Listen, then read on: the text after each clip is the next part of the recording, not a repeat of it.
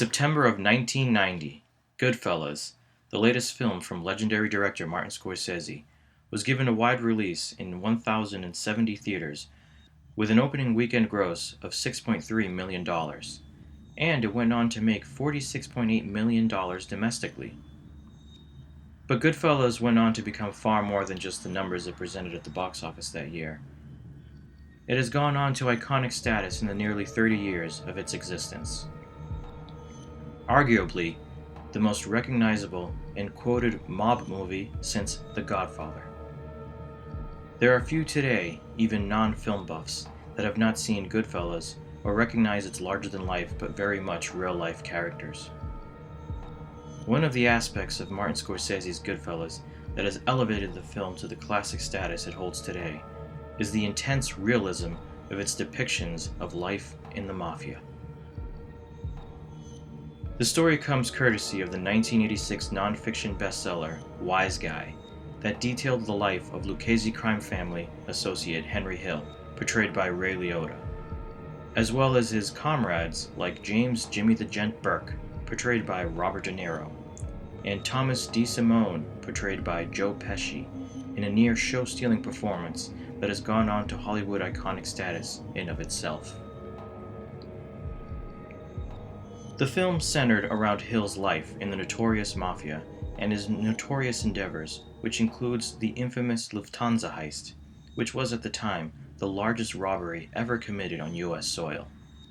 11 mobsters stole $5.875 million in cash and jewels from a vault at New York's John F. Kennedy Airport. Today, their value would have been over $20 million. As notable as that event was, as far as infamy goes, their other deeds make that heist look like the equivalent of robbing a lemonade stand. These dudes were brutal. The reality is that the brutality in real life makes the brutality presented in the film look tame by comparison.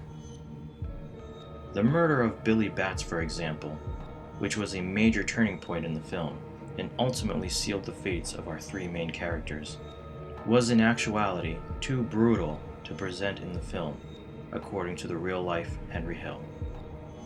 Hill recalled that on June 11th, at the Sweet Bar and Grill in Queens, Burke held down Billy Batts while DeSimone shouted, "Shine these fucking shoes," before proceeding to beat Batts in the head with his gun. The other wise guys present at the scene panicked, knowing that the retribution for Batts' murder would be ferocious, and they helped stuff the body into Hill's car before rushing off to bury it. Unfortunately for them, Batts was not actually dead, and when they opened the trunk, the gangsters had to finish him off this time with a shovel and a tire iron instead of a kitchen knife and a handgun, as portrayed in the opening scene of Goodfellas. Former JFK airport employee Kerry Whalen, who was working the night of the Lufthansa heist, wrote his own account in the 2015 book Inside the Lufthansa Heist. Whalen used the Freedom of Information Act in 2001 to obtain FBI documents relating to the heist. He received about 1,300 pages, although much of the vital information, including names of agents, were redacted. One of the FBI documents, dated August 8, 1980, recounts the murder of William Bentvena, aka Billy Batts.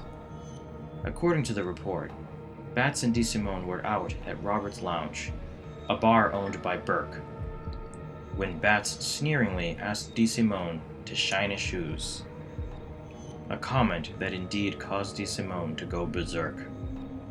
2 weeks later, DeSimone and Burke encountered Batts at the Sweet Bar and Grill. The insult clearly had not been forgotten, as they then proceeded with the vicious beating of Billy Batts. DeSimone did not escape reprisal for Billy Batts' murder, though. The true details of his gruesome end did not emerge until nearly 30 years later. According to the 2015 book Hill published with journalist Daniel Simon, entitled The Lufthansa Heist, behind the $6 million cash haul that shook the world. DeSimone was done in by 3 bullets from the gun of Batts' old friend, John Gotti. Hill claimed he withheld the details of the murder from author Nicholas Pileggi during the writing of Wise Guys for fear of reprisals from those implicated. As Hills tells it, the Gambino family had been stewing over DeSimone's murders of Billy Batts and another one of their men, Ronald Foxy Giroth.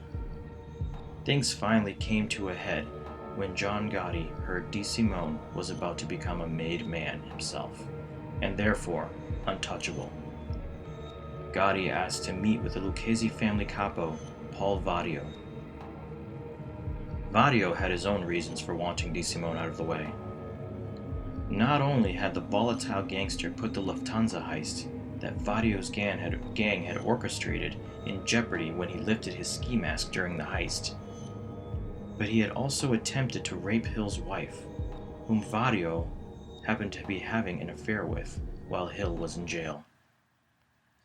Gotti reportedly told Vadio that DeSimone being made after having murdered his friend was, and I quote, "as bad as putting a cactus up my ass. I want to whack the bastard, and I want you to give me the green light." End quote. Vadio gave his blessing. Gotti himself is said to have pulled the trigger, and DeSimone never emerged from the Italian restaurant he stepped into that one January night in 1979. As incredible as the events portrayed in the Goodfellas film were, it's quite incredible to hear how more insane and out of this world the actual real-life events that the film was based on actually were. As they say, truth can be stranger than fiction. In this case, it's more violent and brutal, and truly presents the violence that these real-life gangsters were willing to commit as easy as we all have our morning coffee and commute to work every week. Just a day in the life for them. But nevertheless, Goodfellas is a testament to fantastic filmmaking, and it is not hard to see why it has withstood the test of time and has gone on to become a classic piece of cinema. Thanks for watching, everybody. If you haven't already, please feel free to hit that subscribe button and the bell icon right next to it to stay up to date as new content is uploaded frequently. And as always, continue to join me as we flip the switch from reality to cinema. See you later, homies.